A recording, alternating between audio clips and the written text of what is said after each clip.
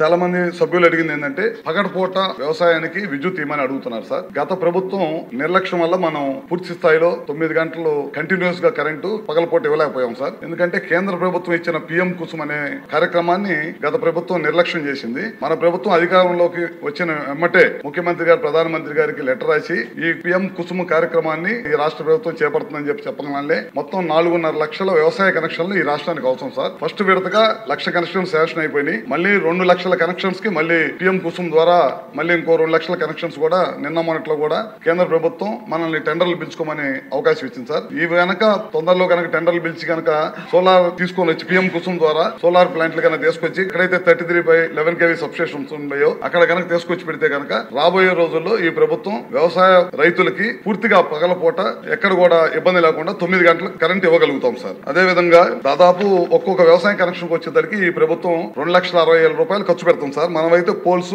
Transformer మరియు transmission lines, poles అయితే 3, transmission lines అయితే 180 మీటర్లు, ఇవన్నీ కూడా మనం ఇస్తాం సార్. దాదాపు ఈ ప్రభుత్వం వ్యవసాయ కనెక్షన్స్ కానీ విద్యుత్ కింద 12,400 కోట్ల రూపాయలు పైన ఖర్చు పెడుతుంది సార్. ఇందాక మన బలరాం కృష్ణ గారు అడుగుతూ 350 కనెక్షన్స్ ఉన్నాయని చెప్పారు. అవి కూడా తొందరలోనే పూర్తి చేస్తామని చెప్పి మీ ద్వారా సభ్యులకు తెలియజేస్తా ఉన్నాం సార్. అదే విధంగా 3 సబ్స్టేషన్స్ ఎప్పటి నుంచో పెండింగ్ ఉన్నాయి అంటున్నారు. వాటిని కూడా లోడ్ ఉంటే కనుక ఆ ప్రాంతంలో లోడ్ ఉండి అవసరం, సబ్స్టేషన్ అవసరం అనుకుంటే కనుక ఖచ్చితంగా ఇమీడియట్ గా దాన్ని కూడా చేస్తాం. ఈ ప్రభుత్వం అధికారంలోకి వచ్చిన తర్వాత 3 డిస్కమ్స్ పరిధిలో దాదాపు ఇప్పటికే 70 సబ్స్టేషన్స్ ని టెండర్లు పిలిచే ప్రక్రియలో కొనసాగుతుంది. తొందరలోనే టెండర్లు పిలిచి ఎక్కడైతే లోడ్ ఉందో వాటిని అధిగమించడం కోసం మనం ఈ కార్యక్రమం కూడా చేపడతా ఉన్నాం సార్.